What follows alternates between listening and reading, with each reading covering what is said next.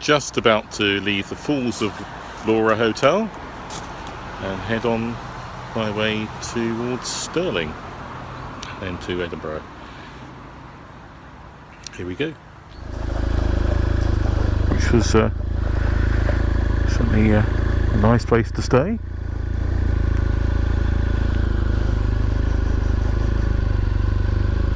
And now heading towards Stirling. So not too long a journey, around a couple of hours, and should see me there.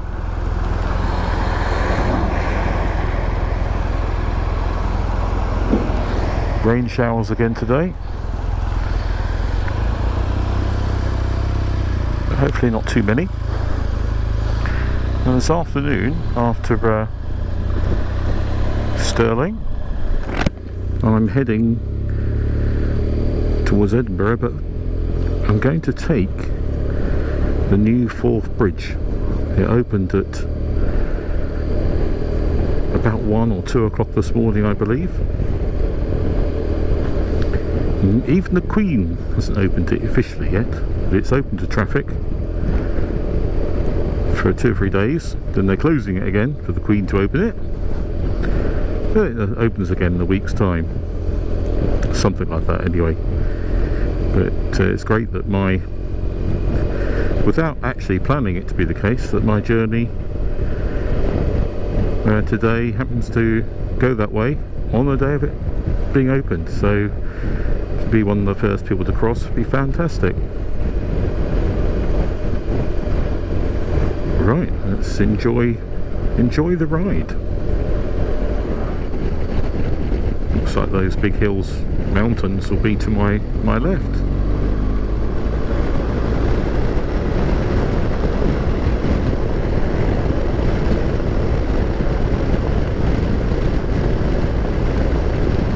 Great roads to make progress along when you're on a bike. They really are nice and wide, plenty of space to get around cars. A little bit more difficult, lorries and coaches of course, but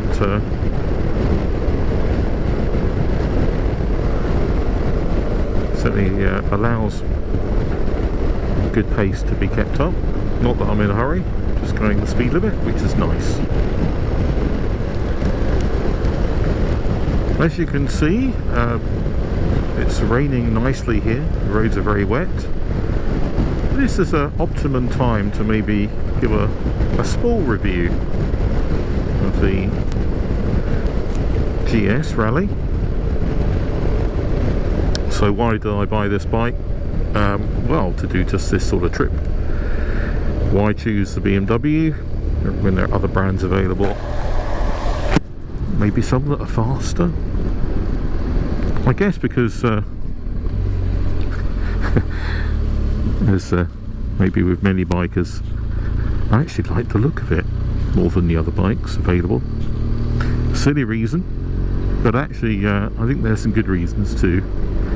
BMW were the first, and they've been doing this sort of thing for a long time. The boxer engine, well, the way it pulls from low down is phenomenal. Mid-range tug. It's not a bike about going really fast, but if you do wind it up, it really does fly, even with all the bags, panniers, top box, etc. And me doesn't have any problem with overtaking, however heavily loaded you are. I like the things like the automatic suspension, so that when you add passenger, when you add bags, top boxes, when you load them, the suspension automatically levels and sets the correct height. No manual adjustment needed. You could say, what about tyre pressures? But yeah, well, that's another thing. Tyre pressure monitoring, yes, that does that too. So if you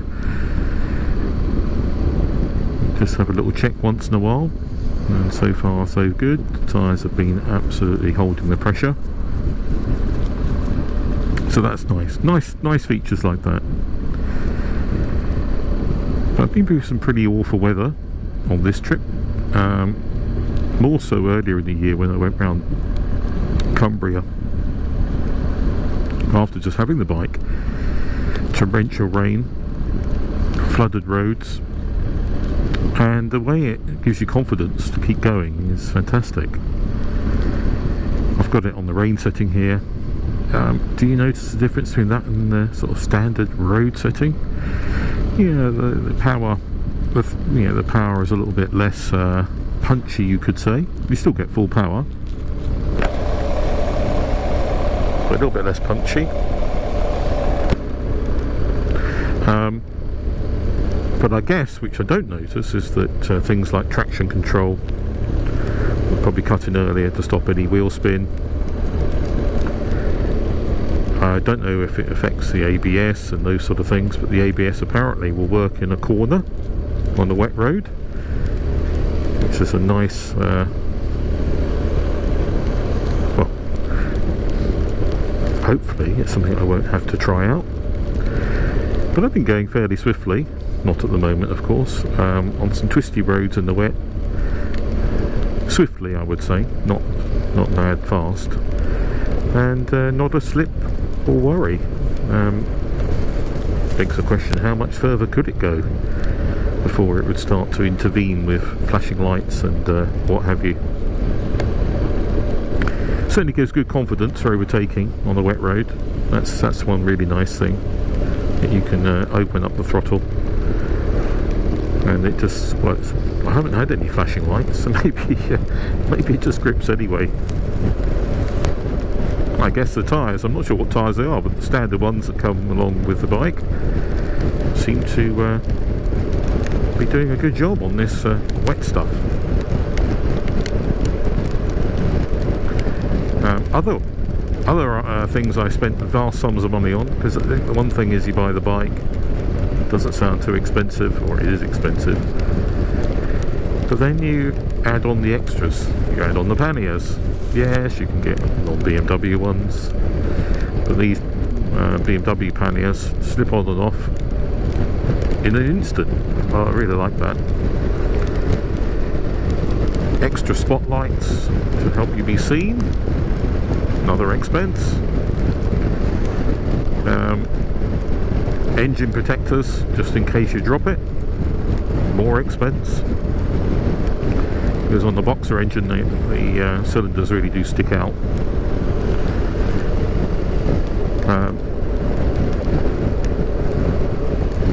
And then there's what you wear.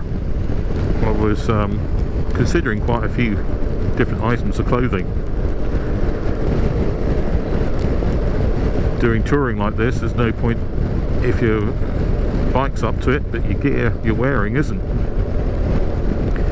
So in the end I ended up buying the BMW jacket, trousers, boots, gloves. I don't know. And yes, there are other brands available. But there's so many owners you see on these bikes who can swear by these clothes being reliable. I guess BMW try and keep their reputation. So riding through this wet stuff is just no issue at all for me underneath. Nice and warm. It's dry, and these conditions are nothing to what I've been through, or was going through in the Lake District a couple of months ago. Unfortunately back then I didn't have the GoPro set up with a microphone, so no recordings of that torrential stuff.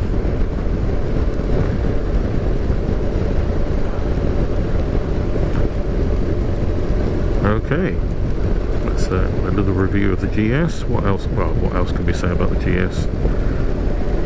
Well, comfortable, dead easy to ride. Oh yes, the Gear Shift Pro, it's called, BMW speak. That option, absolutely wonderful option. You you can go up and down the gears without the clutch, and quite smoothly as well. Most of the time. It does jolt sometimes, but generally it's pretty smooth. So that's a very nice option to have. Just makes it all that little bit more relaxing to ride, especially when you're doing a few hundred miles a day, as I'm doing this week.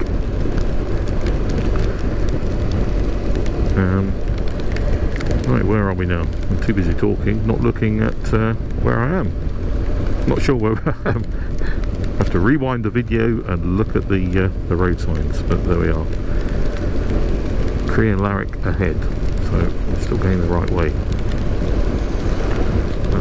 Time driven 11 miles. Oh, another thing, that's another point about the bike. I'm putting the rather expensive, where I can get it, not all the time here in Scotland, but rather expensive super unleaded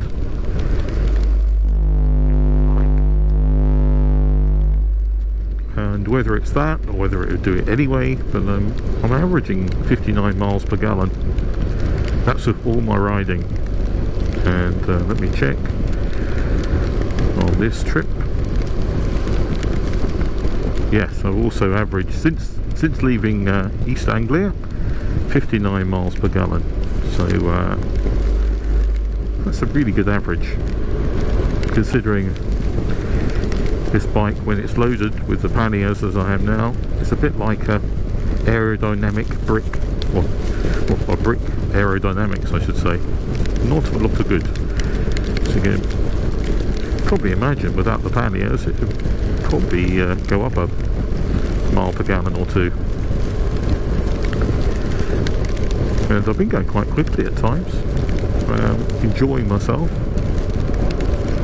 Of course, riding through the Highlands at the moment, behind this car in the rain, yeah, it's probably miles per gallon well above 60 at the moment, going steadily like this.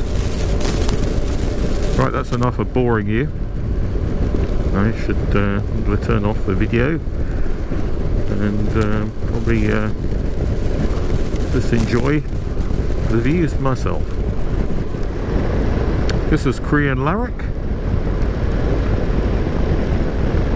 So, straight ahead to Glasgow, or left to the Trossachs, Stirling. So, we need to go left.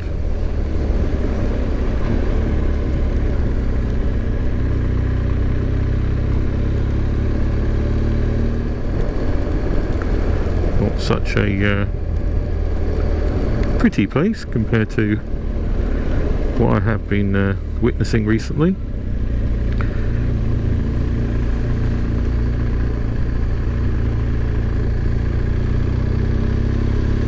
But here we are, still traditional hotel in the middle,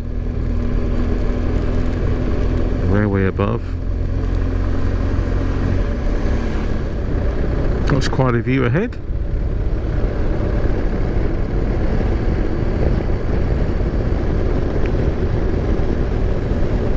Glenogle, I think it's called. And to the right of this valley, whether you can tell on the GoPro, but you can see the remains of the railway that once ran along here.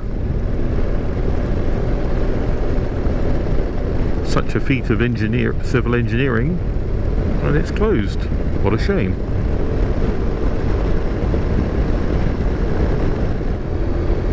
Just back there was a sign saying police motorcycles operate in this area. Yeah, well, they'll be bored today following me. Not exactly breaking any speed limits today.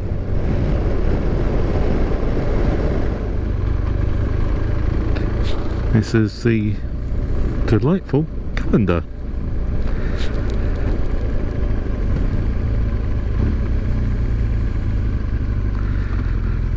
Certainly has that Scottish feel. It should do, it's in Scotland. Stupid thing to say.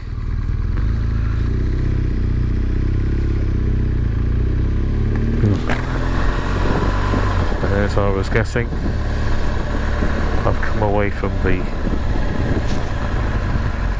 hills and the sun's out. Okay, I shall have to pull over and put my sunglasses on.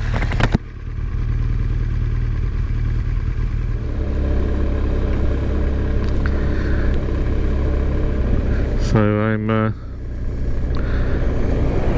getting low on fuel. I've driven on this tank, well, I filled up yesterday before going to Elgol on the edge of Skye. So I've done now 216 miles on this tank. Still about how many does it say I've got to go? Still got 45 range left, it says. So that's not bad. Anyway, petrol station time. Very wide load coming.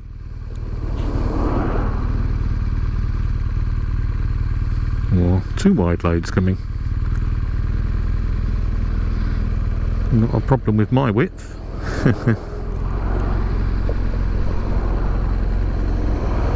What excitement for the day. Hopefully I'm recording. Approaching Stirling, and right above is Stirling Castle. Very resplendent up there on the once volcanic plug, as they're called. Alright, I shall turn the camera back on if it gets interesting, but no one wants to look at queues of traffic. I'm well on the way beyond Stirling, heading to the new Queesferry Bridge, as it's called, I believe. Opened this morning, very early. Apparently there's some quite long traffic queues to get over it. It seemed very popular. A lot of people just wanted to drive over it on the first day. Hopefully that trendiness is reduced this afternoon. I've got about 5 miles to go to the bridge, and I shall obviously record as I go across, all being well. Here is the rather busy traffic to get onto the new bridge. Looks like everybody wants to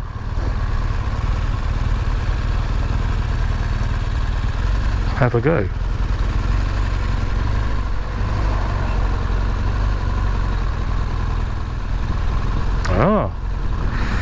I can now see the bridge.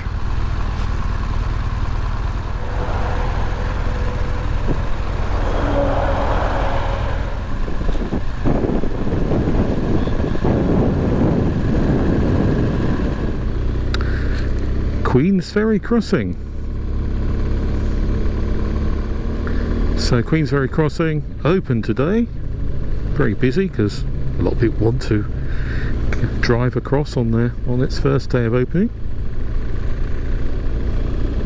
Will open officially next week. Opening from the Queen. Built under budget, which is a miracle. It took 5 years. The tallest bridge in Britain. That's the old Forth Road Bridge, and of course the original and best Forth Rail Bridge. Significant structure.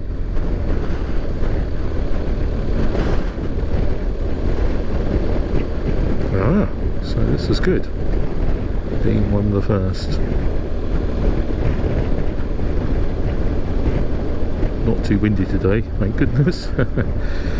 Although taking a look at the size of this bridge, it's got a significant safety barrier. I don't feel like I could be blown into the Forth even on a windy day.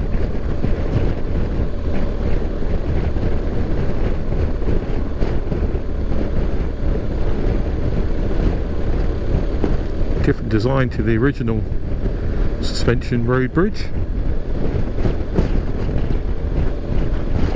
It's a more modern type of bridge. Don't know what you call this, lattice work of cables, rather than the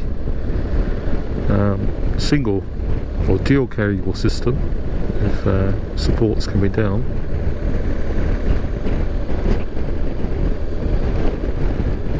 It's quite, what's the word? Yeah, big.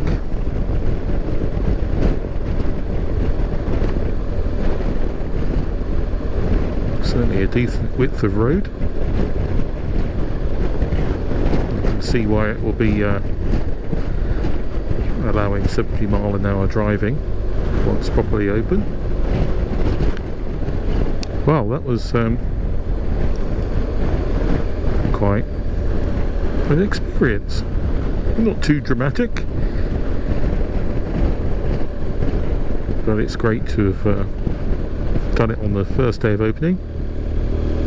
Also good to, well, just lucky, aren't I, really, that I timed my trip to coincide with the opening. Brilliant. Couldn't have planned it better.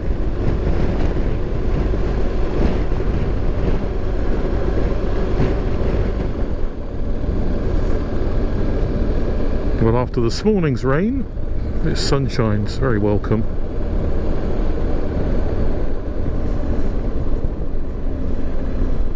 Only thing to suffer is the bike looks a bit dirty. Never mind.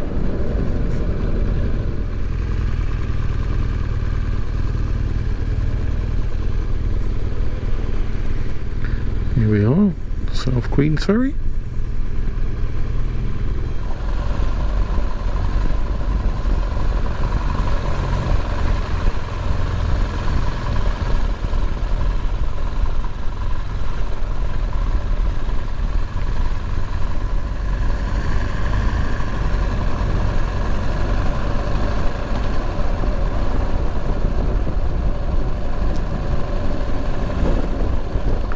The other morning when I was here, it was a little bit quieter, to say the least.